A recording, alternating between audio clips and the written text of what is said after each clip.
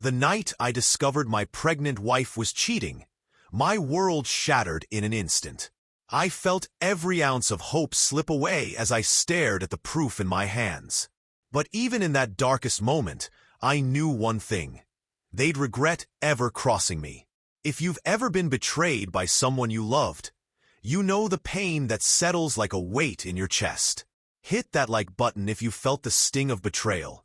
And subscribe to the channel, because this story will take you from heartbreak to one of the most satisfying revenge moments you'll ever hear. Let's dive in. I should start from the beginning, when life was good. For 6 years, I was madly in love with my wife, Sarah. She was sweet, shy, and always put others before herself. I remember how she would giggle when I complimented her on her simple outfits. Back then, she avoided any revealing clothes. I always thought, how could someone as loyal and kind as Sarah ever betray me? Those first years together were almost perfect. We were high school sweethearts who grew up together. When Sarah moved in after our 5th year, I believed our love was unbreakable. She had a gentle smile and a personality that lit up my world. Friends used to tease me about how lucky I was, and I'd just smile and nod thinking, she's out of my league, and I know it. We talked about marriage, having kids, and growing old together. We even joked about how we'd take care of each other when we were old and gray. I really believed it. We were partners in every sense. I supported her dreams, and she supported mine. Our little home was filled with love, trust, and laughter. Everything felt like it was going to last forever. Conflict escalation. Life gets busy and things change. But life has a way of throwing curveballs. After 5 years of living together, everything began to shift. I took on a demanding job, working 12 to 16 hours a day, sometimes even sleeping at the office. When I was at home, I was too exhausted to even talk. Meanwhile, Sarah started working at a warehouse to help with bills. I was proud of her for stepping up, but our schedules barely aligned. In truth, I barely noticed at first. I was so absorbed in my work that I told myself those changes were normal. Looking back now, I should have seen the warning signs. My wife, who once loved cozy sweaters and simple jeans, started wearing more makeup and dressing up for work. One evening I came home early and saw her standing in front of the mirror trying on a new dress. She noticed me staring and said I had a great taste in clothes now. I chuckled and said she looked beautiful, but inside I was puzzled. Sarah also began snapping at me over little things. One night I forgot to kiss her goodnight because I had to take a late phone call, and she rolled her eyes. Another time, I asked her something at dinner and she answered curtly. I shrugged these off. I was so exhausted and stressed by work that I didn't have the energy to argue.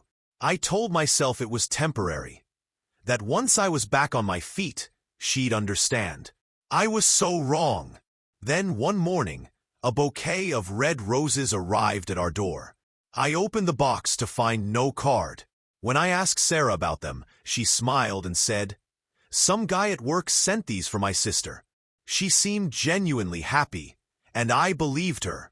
I was so overworked and distant that I was thankful for any excuse to see her smile. I put the flowers in a vase, thinking nothing of it. Only later did I wonder, why would someone send flowers to her sister and not even include a note? It was after 10 p.m. on an otherwise quiet night when my phone buzzed with a new message. The screen flashed an unknown number and a line of text. "Your wife is cheating on you with a married man from her work." Attached were pictures of Sarah and a man I recognized from her job. In the photos, they were laughing and hugging, and in one even kissing. There were screenshots of their flirty texts and call logs showing dozens of late-night conversations. I couldn't believe what I was seeing. My mind was screaming, but my body froze. I don't know how I made it back home that night. When I walked through our front door, everything felt surreal.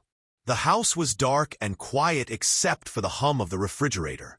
I found Sarah's phone on the kitchen counter, unlocked. My hands were shaking as I picked it up. I saw the messaging app open, and without thinking, I tapped it. Immediately, I was staring at the conversations between her and that man. I read snippets. "You drove me crazy tonight, and I wish you were here with me." There were plans to skip work together, mentions of secret meetups.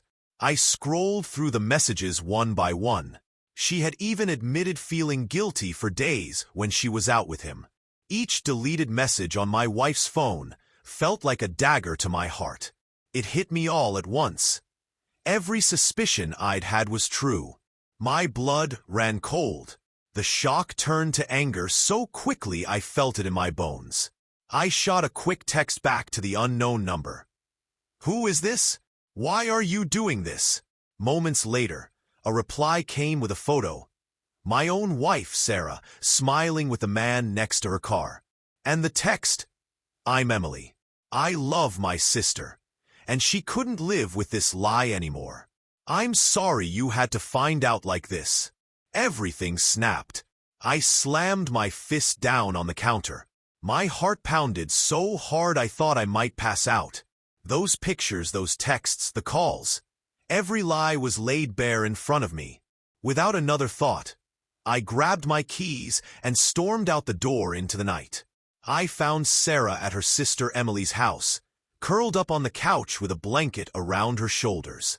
The moment I stepped inside, all the air in her world seemed to gasp out. "Why?" was all I could choke out. Sarah's face, still etched with tears and guilt, looked back at me. She had no excuses left. "I'm sorry," she sobbed. "I never meant to hurt you.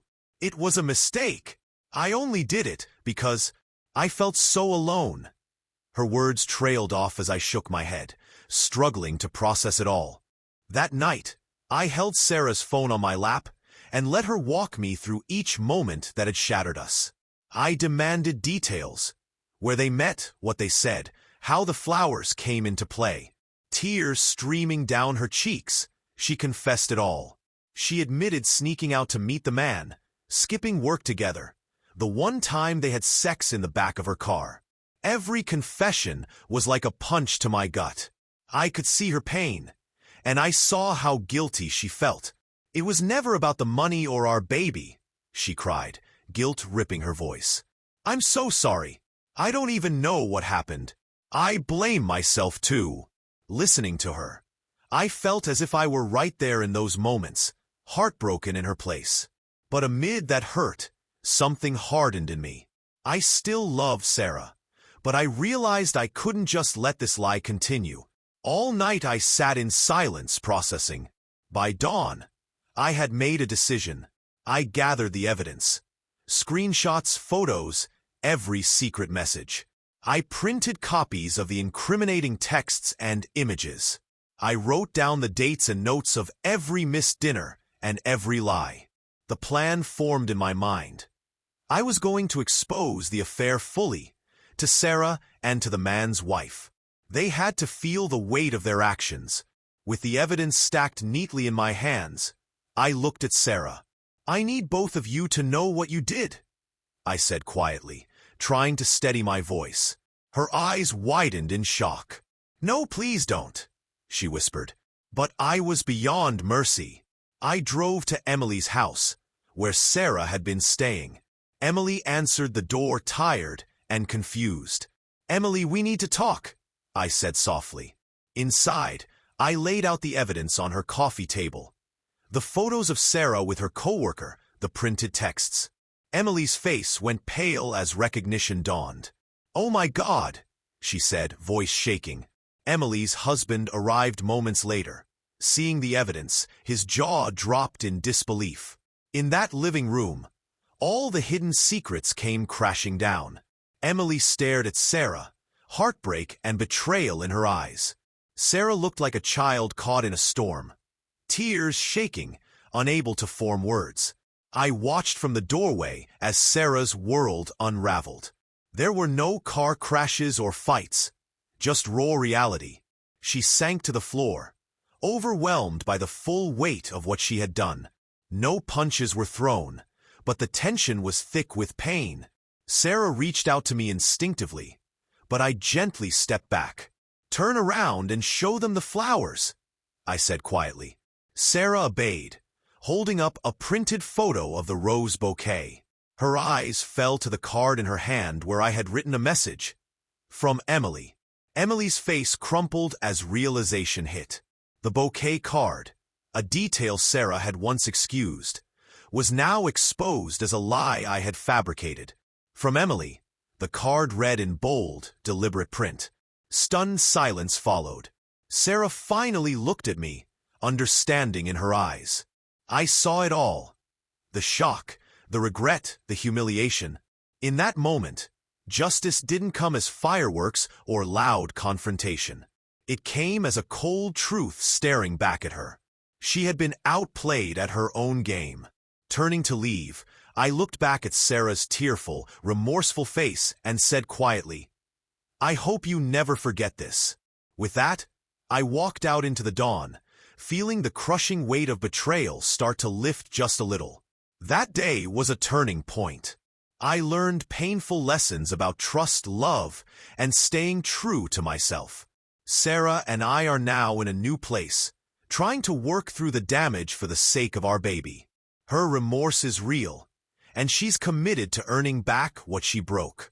For my part, I'll never forget the hurt, but I know I can move forward. Sometimes the people we love can disappoint us, but the right move is to stand up for ourselves and seek the truth. That realization has made me stronger, even amid this heartbreak.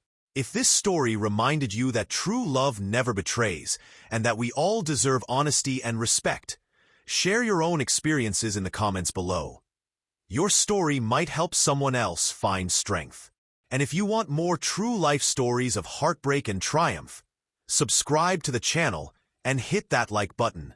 Thanks for listening, and remember, no matter how dark it gets, there's always a way to find your strength. Stay strong out there.